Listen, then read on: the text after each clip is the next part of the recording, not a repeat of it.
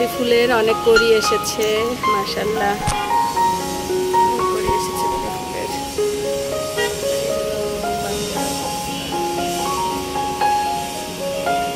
বিসমিল্লাহির রহমানির রহিম। আসসালামু আলাইকুম।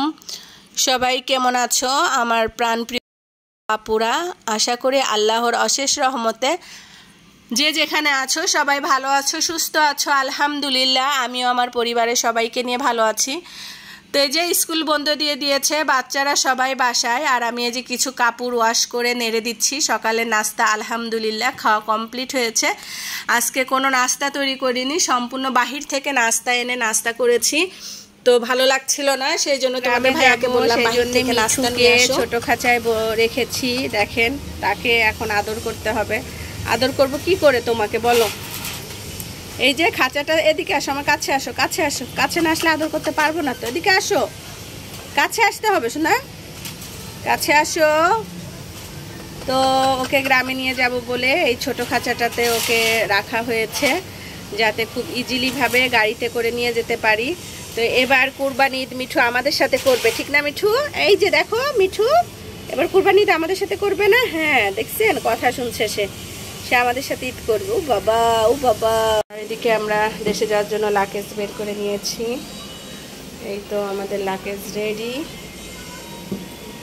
তো নাস্তা খেয়ে সাংসারিক কাজকর্ম শুরু করে দিয়েছি। আর এখানে যে কিছু কাপড় সেলাই করা বাকি আছে, তো এই কাজগুলো আমি কমপ্লিট করে নিচ্ছি। এগুলো করে তারপরে আজকে আর দুপুরে রান্নাবাড়া তোমাদের সাথে শেয়ার করব না। আজকে আমি কিছু টিকা তৈরি করব, ফ্রোজেন করে রাখবো। তো সেইগুলো আজকে তোমাদের সাথে শেয়ার করছি, টিকিয়া।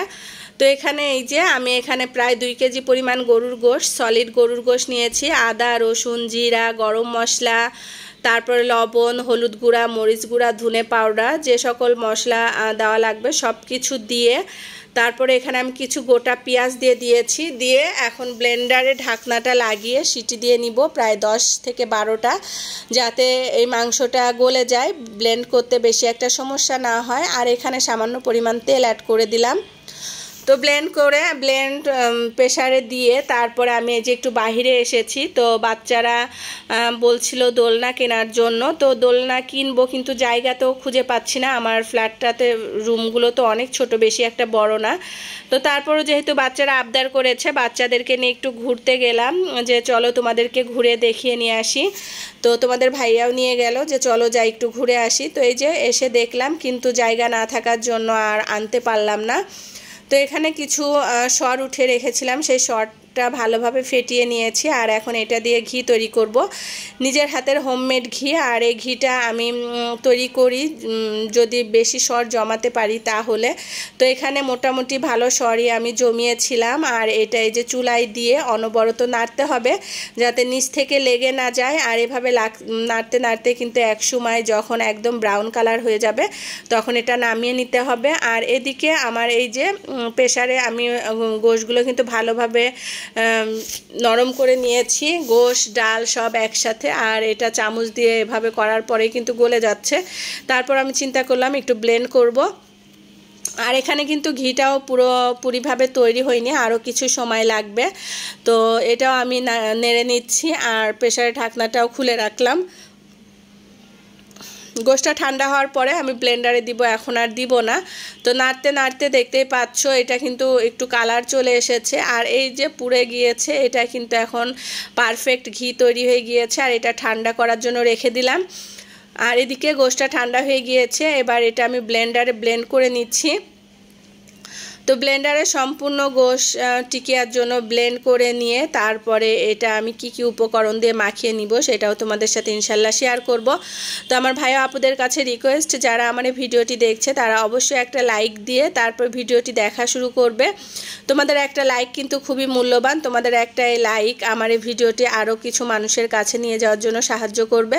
তো এখানে টিকিয়ার কিছু আমি লবণ দিয়ে দিলাম, লবণটা একটু কম হয়েছে। আর কিছুটা কাঁচা পেঁয়াজ দিলাম। যারা কাঁচা পেঁয়াজ খেতে পছন্দ না করো তারা কিন্তু পেঁয়াজটা একটু ভেজে নিবে, ভেজে তারপরে এখানে পেঁয়াজটা দিয়ে দিতে পারো। তো দুটোর টেস্ট দুরকম, তো আমার কাছে কাঁচা পেঁয়াজটাই বেশি ভালো লাগে, সেজন্য কাঁচা পেঁয়াজটাই দিয়ে দিয়েছি। দিয়ে এটা ভালোভাবে মাখিয়ে এখানে আমি একটা ডিম দিয়ে দিলাম। ডিমটা দিয়ে আরও কিছুক্ষণ মাখিয়ে তারপরে এটা ছোট ছোট করে যেরকম আমরা পেঁয়াজু তৈরি করি ওই শেপে তৈরি করে নিব, যে যে শেপ পছন্দ করো সেটাই তৈরি করে নিবে। তো আমি একটু ভালোভাবে মাখিয়ে নিচ্ছি। তো আমি এখানে কিন্তু দুটো ডিম দিয়েছি, যেহেতু টিকিয়ার পরিমাণগুলো অনেক বেশি, সেই জন্য টিকিয়াটা আমি একটু বেশি করে তৈরি করে ফ্রোজেন করে রাখবো। আর কিভাবে ফ্রোজেন করব সেটাও তোমাদের সাথে ইনশাল্লাহ শেয়ার করব। তো এভাবে আমি শেপ করে নিচ্ছি। তো এভাবে আমি শেপ করে পুরো টিকিয়াটা তৈরি করে আবার তোমাদের মাঝে ফিরে আসছি। তো ভিডিওটি দেখতে থাকো। তো এই যে আমার কিন্তু টিকিয়া তৈরি করা কমপ্লিট হয়ে গিয়েছে, এখানে প্রায় 50টার বেশি হয়েছে টিকিয়া। তো এভাবে আমি ফ্রোজেন করে তারপর ফ্রিজে রেখে দিব, একটা একটা করে সুন্দরভাবে উঠে আসবে। তো টিকিয়া তৈরি করার পর তোমাদের ভাইয়া বলছিল টিকিয়া তৈরি করছো আমাকে দিবা না, কয়েকটা ভেজে দাও, টাটকা টাটকা একটু খেয়ে দেখি। তো সেজন্য তোমাদের ভাইয়ার জন্য কিছুটা টিকিয়া এখানে ফ্রাই করা হচ্ছে। তো ফ্রাই করে আমিও একটু খেয়ে দেখবো যে টেস্টটা কেমন হয়েছে। তো খেয়ে দেখার পরে দেখলাম যে না, আলহামদুলিল্লাহ অসাধারণ হয়েছে, অনেক মজা হয়েছিল এই টিকিয়াটা। তো এখন সবাই মিলে একটু খেয়ে নিচ্ছি। তো এই যে দেখতেই পাচ্ছ কালারটা আর উপরটা কিন্তু খুব সুন্দর একটু ক্রিস্পি হয়েছে। আর টিকিয়া খাওয়ার পরে চিন্তা করলাম যে ঘিটা ঠান্ডা করার জন্য রেখে দিয়েছি, সেইটা এখন আমি এই বয়মটাতে ঢেলে নিই। এর আগে এতটুকু একটু তৈরি করেছিলাম, আর এখন মোটামুটি বেশ ভালোই হবে, অনেকখানি কি হবে। তো এটা আমি এভাবে ছেঁকে নিব। তো ঘিটা ছেঁকে নেওয়ার পরে এটা আমি উঠিয়ে রেখে দিব। আর ঘি দিয়ে কিন্তু খিচুড়ি খেতে তোমাদের ভাইয়া খুবই পছন্দ করে, বাচ্চারাও পছন্দ করে। যে দেখো মাশাল্লাহ অনেকখানি ঘি হয়েছে, এই কৌটাটার প্রায় অর্ধেক হয়ে এসেছে। আর এই যে আমার ভাইয়া আর ভাবিদের জন্য কেক তৈরি করেছি। আমার ভাইয়া আর ভাবিদের 11 বছর পূর্ণ হচ্ছে, আর এখন 11:30 বাজে। তো বাচ্চাদের দিয়ে এখনও নানু বাড়িতে কেক পাঠাচ্ছি, যে যাও মামা মামিকে কেক দিয়ে আসো, মামা মামি কাটবে। তো মামা মামির জন্য কেক নিয়ে যাচ্ছে। কেক বানানো ভিডিও আর তোমাদের সাথে শেয়ার করলাম না, কারণ আগেও অনেকবার শেয়ার করেছি। তো এই যে চলে এসেছে আমার বাচ্চারা, মামাদের জন্য কেক নিয়ে এসেছে। আর কেকটা আমি নিজের হাতে তৈরি করেছি, কেমন হয়েছে অবশ্যই জানাবে। তোরা কেক কাটবে, ঘর সাজাবে না সেটা তো হবে না, আর বাচ্চারা ঘর সাজাতেই বেশি পছন্দ করে।